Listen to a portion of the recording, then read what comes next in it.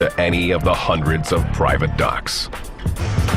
These smugglers worked hard to conceal their shipments in order to stay a step ahead of U.S. Customs. They put it in a boat and well it and like that. You're talking about hundreds of thousands of dollars in cocaine. Some local Haitian dock workers were part of the smuggling rings and were willing to tip off Zopound for a price.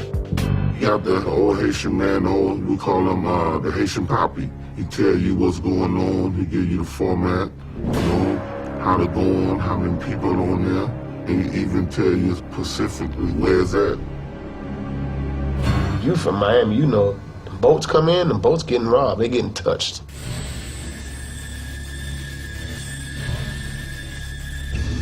That was a normal occurrence, I mean, on the ports.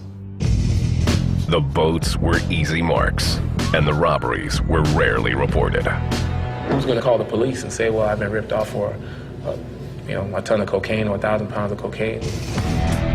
In the late 1990s, Miami police realized what was going on and began to crack down.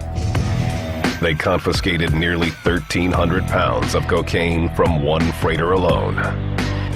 The increased police scrutiny made Zopound even more secretive and ruthlessly violent. One of the things with the boat invasions where they were killing the people on the boat so that there would be no witnesses.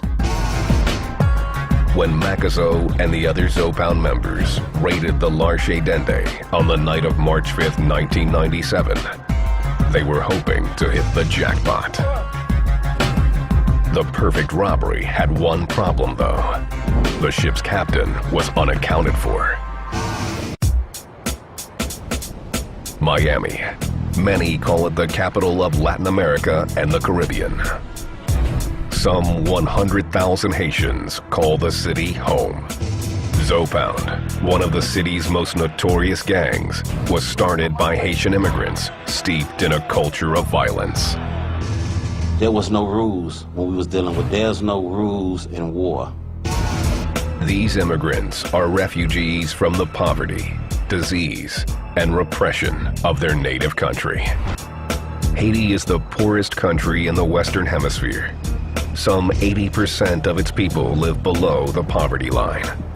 Barely half its population is literate. And the national AIDS rate is the highest in the West, up to 13% in some areas. People are victims of the social and economic injustice. Anyone who talked about Haiti and say, well, they talk about the poverty that exists there. Miami's first Haitian immigrants fled in the 1970s to escape the murderous dictatorship of Francois Papadoc Duvalier.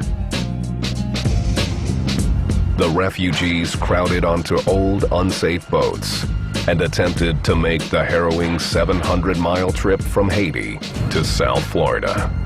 There were successive boatloads of refugees arriving here, fleeing the country, fleeing the brutality, fleeing the uncertainty, feeling the political repression. Those who didn't drown or weren't turned back by the U.S. Coast Guard settled mainly in the Miami metro area. They ended up in low-income neighborhoods, including what would become Little Haiti. Out of all the immigrants, I guess society pushed us to the lowest of the low. In the early 80s, most Haitian immigrants were unskilled laborers who had to work 2 or more jobs just to meet basic family needs. I mean, it was rough on them, minimum wage, struggling to keep food on the table, pay rent, sometime behind on rent. You know, it was rough. I ain't had too much money and we was living like in a little shack, you know what I'm saying? Red Eyes joined Zopound while in his early teens.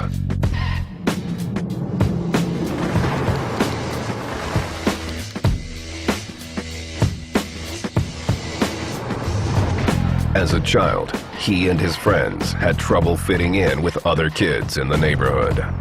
You know, the American kids, they was wearing jeans and the sneakers and the fly Jordans, et cetera, et cetera.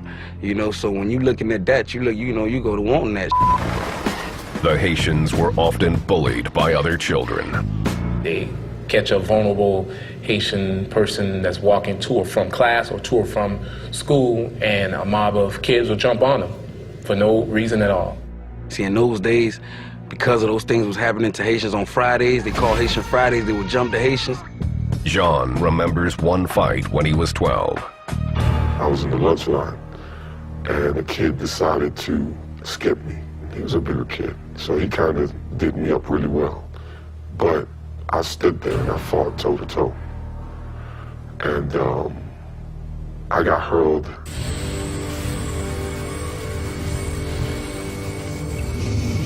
I mean, I was called Haitian, stank, cat eater, everything under the sun. Jean and his friends realized they were tougher together than alone. In 1990, they formed Zopound. Zopound was created my 11th grade year because now you run the risk of you getting jumped. Those people put their minds together and formed a unit and said, we're not gonna go down like that. We ain't finna let these people take over us and make us no slaves. You know what I'm saying? Zopound was the most powerful of many Haitian gangs that formed in Miami, all loosely organized around their neighborhoods. They called themselves cliques. Their goals were simple. Most of them, it was to get respect. To get respect and to get power and to get money. Money brings power also. You know what I'm saying? And that's what we was about, getting money. Zopound figured out a surefire way to get that money: selling narcotics. I sold crack all my life, ever since I was 11 years old. While the other young boy was trying to, in the park, playing football or baseball, I was on the streets getting money.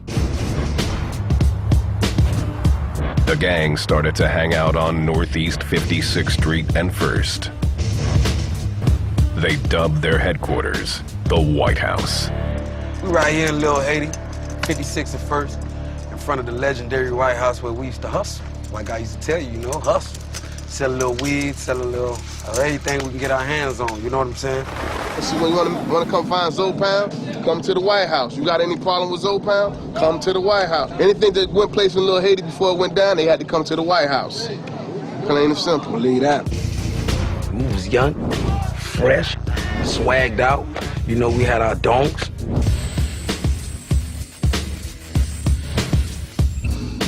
Everybody with their candy paint.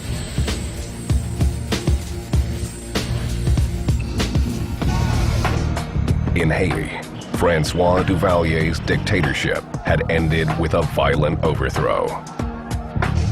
By 1990, the country was a democracy and had elected a president, Jean-Bertrand Aristide. Then, in 1991, a military coup drove him out, and a second wave of Haitian immigrants flooded Miami. Many didn't speak English and had to rely on their children to translate. The person that was doing your translating were the kids. And they only told their parents what they wanted to tell them. The children soon realized they were in control. Some joined Zopound, which was turning from a group of dealers and thieves into hardcore gangsters. We had muscle to do whatever we wanted to do in the hood. We was in stealing cars and change the serial number, sell them. We didn't even rob banks, man. 94, 95 was when Zopound then became what you would call an official, recognized gang of killers. Jean quit Zopound, convinced its primary goal was no longer to make money, but to commit murder.